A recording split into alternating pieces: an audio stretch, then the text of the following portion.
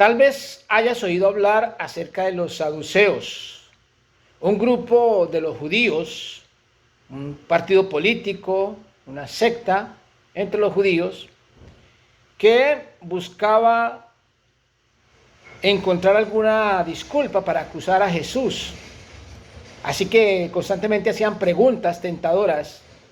Era algo en lo que, a pesar de que los fariseos, otro grupo de los judíos, eran en alguna forma rivales de los saduceos, tenían algunos conceptos, doctrinas contrarias, sin embargo se habían puesto de acuerdo en esa persecución contra Jesús.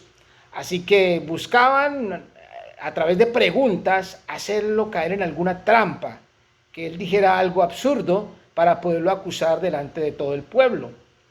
Y buscaban, parecía como si se turnaran los momentos entre los fariseos y los saduceos. Pues bien, en algún momento nos cuenta el gran relator inspirado por Dios, San Mateo, allá en el capítulo 22, versículos 23 al 33, que un grupo de estos saduceos se acercaron a Jesús a preguntarle acerca de algo que él venía enseñando, que tiene que ver con la resurrección de los muertos. Los saduceos, nos relata Mateo, no creen en la resurrección. Así que se acercaron y le plantearon un hecho hipotético para mostrarle o tratar de mostrarle lo absurdo de la doctrina de la resurrección.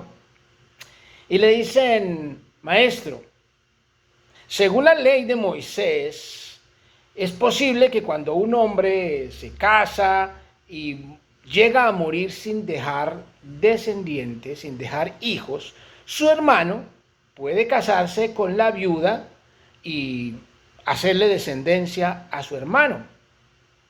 Pues bien, hay un caso donde 7 hermanos habían y el mayor se casó y murió sin dejar descendencia. Así que el segundo se casó con la viuda, pero este también murió y no dejó hijos. Así que cada uno de los hermanos fue haciendo lo mismo, el tercero, el cuarto, el quinto, fueron muriendo sin dejar descendencia. Hasta que murieron los 7, ninguno dejó hijos y finalmente murió también la mujer. Dinos, maestro, así en un tono seguramente irónico, en la resurrección, que ellos suponían que no había, ¿de cuál de los 7 será la mujer? Ustedes podrán imaginarse el rostro un poco burlesco de estos saduceos haciendo esta pregunta delante de todo el público, porque esa era su costumbre, hacerlo en medio de sus enseñanzas para poderlo dejar en ridículo delante de todos. Sin embargo, la respuesta de Jesús de alguna forma cambió el ridículo, efectivamente. Porque Jesús les dice: erráis ignorando las Escrituras. Erráis, estás cometiendo un error por ignorar las Escrituras. En otras palabras, Jesús les estaba diciendo ignorantes. Y decirle a estos doctores, a estos conocedores de la ley, que se preciaban de ser muy sabios y muy conocedores y muy defensores de la ley de Moisés, decirles que ignoraban algo era algo verdaderamente, era una cachetada, por decirlo de alguna forma. Erráis ignorando las Escrituras, dice Jesús.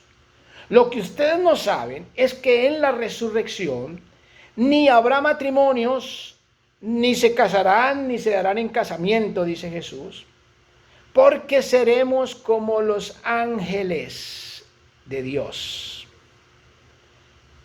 Pues no sé si los saduceos entendieron lo que significa ser como los ángeles, ni nosotros lo podemos entender perfectamente, porque no conocemos a plenitud el mundo angelical. Sin embargo, Jesús con esto estaba afirmando la resurrección, reiterando que vamos a resucitar en un estado muy diferente al que nos imaginamos acá en la tierra, y que estos saduceos, por ignorar las Escrituras, estaban preguntando realmente algo absurdo, porque estaban imaginando esa vida después de la resurrección comparándola con nuestra vida.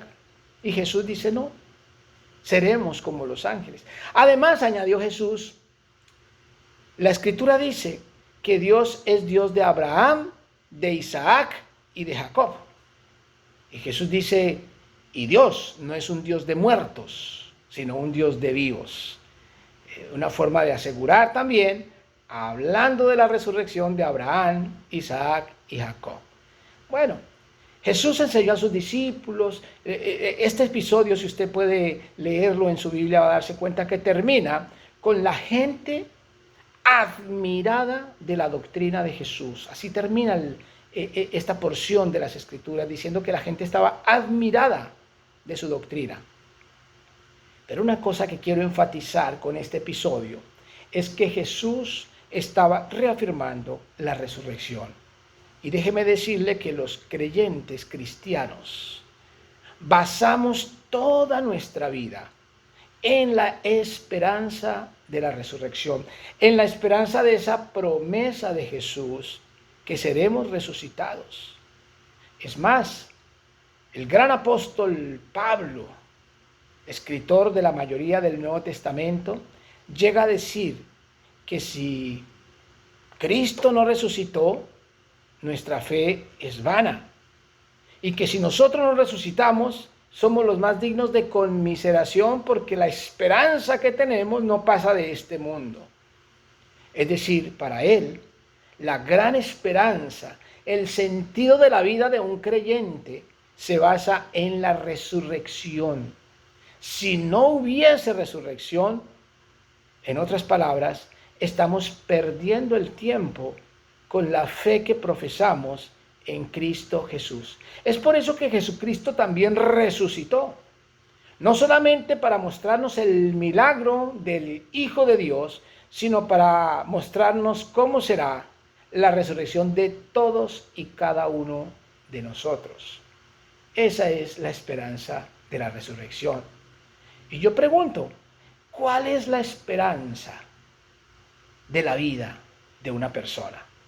Hay personas que basan la esperanza en logros en la tierra. Hay personas cuya esperanza está en el futuro, alcanzar grandes cosas o tener una vejez tranquila. Algunos hablan de una forma de muerte, algunos hablan de adquisiciones, algunos hablan de haber dejado algo en este mundo, de dejar alguna huella. Hay diferentes tipos de esperanza. Trabajamos, luchamos, estudiamos en el propósito de dejar algo, de que la vida tenga sentido. Muchos se preguntan si se han sentido realizados en la vida.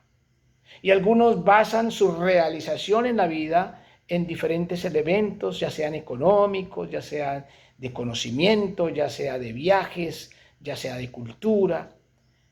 Hay diferentes tipos de esperanza y la pregunta que yo le quiero hacer a usted hoy es, ¿cuál es su esperanza? Y como dijera Pablo, si su esperanza es algo en esta tierra donde duraremos 80, 100 años, es algo muy pasajero y vano. Pero su esperanza, sí, su esperanza está basada en la resurrección para estar en la presencia de Dios eternamente. Entonces usted tiene una esperanza eterna. La resurrección es una expectativa de vida eterna. Y cuando tenemos esa expectativa, la vida tiene sentido. Muchas personas, cuando se acercan a la vejez o cuando tienen alguna enfermedad que les hace pensar en la muerte, piensan si su vida tuvo sentido o no tuvo sentido.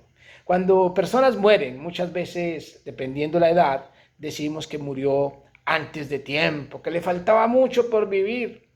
Y yo me pregunto, ¿qué es morir antes de tiempo? Morir antes de tiempo es morir sin la esperanza de la resurrección. Pero cuando uno tiene esa esperanza, cuando uno cree en la promesa de Jesús acerca de la resurrección para estar con Él para siempre, no hay día malo para morir, porque es apenas el comienzo de la verdadera vida, la vida en la presencia de Dios. Si hay algo que le da sentido a nuestra fe como cristianos, es esperar la resurrección en Cristo. ¿En qué está basada su esperanza? Yo le invito para que crea en la promesa de Jesús, para que no importa la situación en que usted esté viviendo, el estado en el que se encuentre, pueda estar tranquilo, sabiendo que le espera esa resurrección y esa vida eterna en la presencia de Dios. Dígale al Señor: Señor, yo te creo y yo espero en ti. No tienes que saber todos los misterios ni cómo será exactamente esa resurrección, como querían de pronto los saduceos tratar de entender. Solo basta con saber que será una vida eterna en la presencia de Jesucristo. Hemos vivido unos años muy convulsionados con toda esta situación de la pandemia, que ha sido algo que ha cambiado nuestras vidas a nivel global. Pero qué bueno es poder decir, como dijo Pablo: para mí el vivir es Cristo y el morir es ganancia. Solo si creemos en la resurrección podemos decir que el morir es ganancia. Siempre la muerte causa dolor para los que quedan, pero para los que partimos en esa relación con Cristo y en esa esperanza, la muerte realmente será siempre ganancia. Yo le invito para que usted le diga al Señor que espera en Él, que espera su regreso, que espera la resurrección y que le entrega su vida para siempre.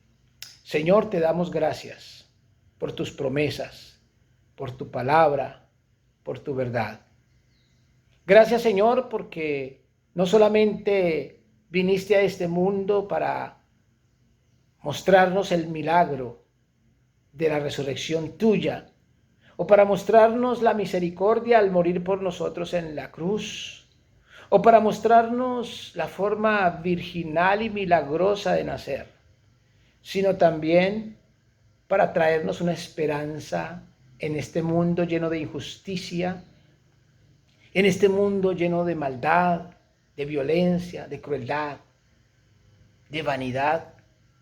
Viniste para entregarnos una promesa para que pudiéramos esperar, para que la vida, corta o larga en esta tierra, tenga sentido por lo que esperamos después de ella, la resurrección. Gracias te damos y te creemos, Señor. Pongo en tus manos a cada persona que escucha este mensaje y te ruego, Señor, que le recibas en tus brazos como un hijo más. Aquellos que están creyendo y confesando su fe en ti, los pongo en tus manos, en el nombre de Jesucristo. Amén. Que Dios les bendiga. Mi nombre es Nelson Martínez y si usted quiere saber algo más acerca de la esperanza de la resurrección, le invito para que nos acompañe en nuestro servicio dominical este domingo a las 11 de la mañana en la carrera 72B, número 914 del barrio Castilla. O si prefiere, puede seguirnos por nuestro canal de YouTube. Que Dios les bendiga.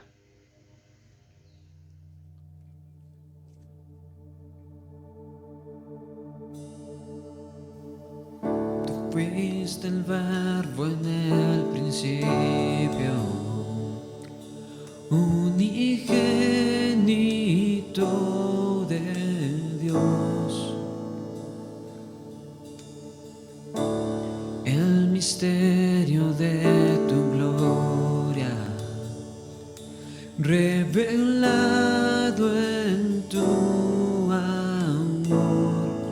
Cuán hermoso su nombre es, cuán hermoso su nombre es, el nombre de Jesús, mi Rey.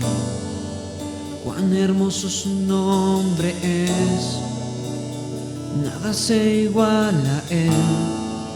Cuán hermoso su nombre es, no hay otro nombre.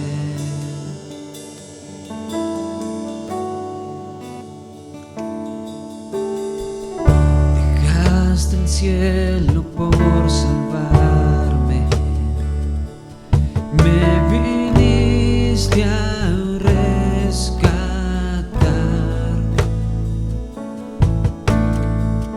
Mi transgresión tú perdonaste, nada nos separará.